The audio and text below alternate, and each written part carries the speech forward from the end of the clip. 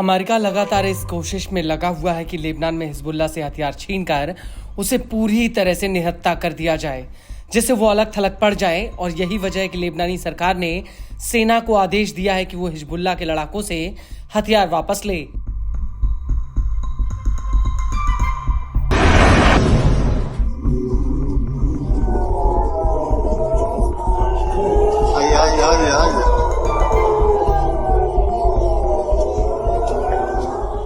दरअसल ये सब कुछ इजराइल के साथ हुए शांति समझौते के तहत हो रहा है, जिसमें ये शर्त रखी गई थी कि इजराइल दक्षिणी लेबनान से पूरी तरह से बाहर निकलेगा और हिजबुल्लाह हथियार डालकर लितानी नदी से पीछे हटेगा।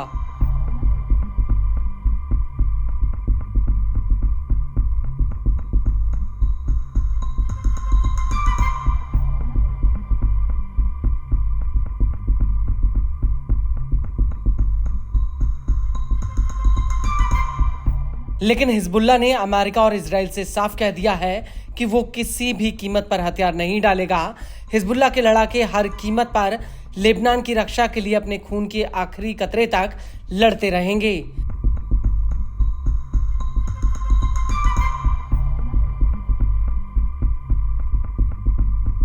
लेकिन अब लेबनान के भीतर जिस तरह से हालात बनते जा रहे हैं, उससे देखकर ऐसा लगता है कि अब बेरूत में हिजबुल्लाह और लेबनान की सरकार के बीच गृह युद्ध जैसे हालात बन सकते हैं। वो इसलिए क्योंकि हिजबुल्लाह प्रमुख शेख नईम कासिम ने दो टूक कह दिया कि ये लेबनान का आंतरिक मामला है, जिसे तभी सुलझाया जा सकता है जब देश की संप्रभुता फिर से स्थापित की जाए।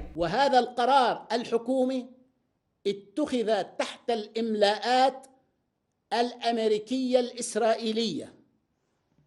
هذه الحكومة إذا استمرت بهذه الصيغة هي ليست أمينة على سيادة لبنان إلا إذا تراجعت عن قرارها، والتراجع فضيلة. السلاح الذي أعزنا لن نتخلى عنه، والسلاح الذي يحمينا من عدونا لن نتخلى عنه.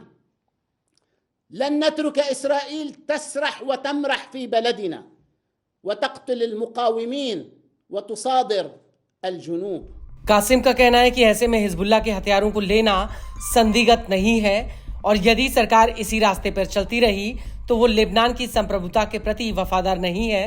कासिम ने पूर्वी लेबनान को तकफीरी और आईएसआईएस से आजाद कराने को लेकर पूर्व राष्ट्रपति मिखेल आउन को याद करते हुए कहा कि उन्होंने मजबूत और बहादुरी भरा फैसला लेकर यह कदम उठाया था, जबकि अमेरिका का लगातार दबाव बढ़ रहा था।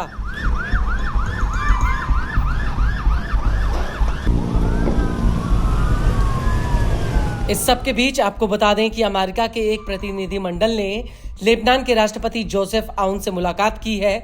इस मुलाकात के बाद अमेरिका के राजदूत टॉम बैरक ने कहा कि लेबनानी सरकार 31 अगस्त 2025 तक हिजबुल्लाह के हथियार वापस लेने की योजना पेश करेगी, जबकि इजराइल चरणबद्ध तरीके से इसकी प्रतिक्रिया देगा।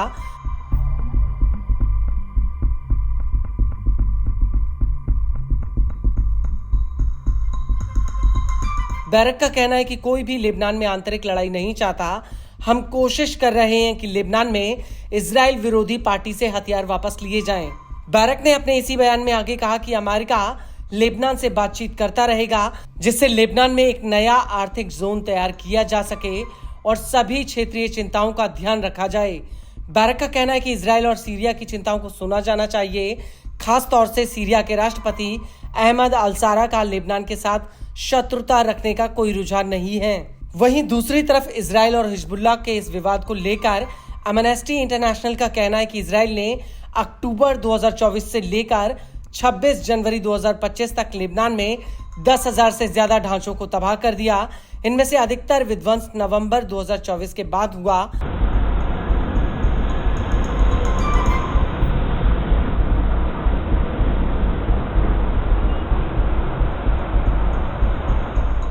हालांकि हिजबुल्लाह को इस लड़ाई में काफी नुकसान भी उठाना पड़ा है। इजराइल और हिजबुल्लाह के बीच सीधी जंग के दौरान हिजबुल्लाह ने कहा था कि उसका मानना है कि इस जंग में उसके करीब 4,000 लड़ाके मारे गए हैं। हालांकि इसको लेकर अभी तक कोई ठोस आंकड़ा सामने नहीं आया है।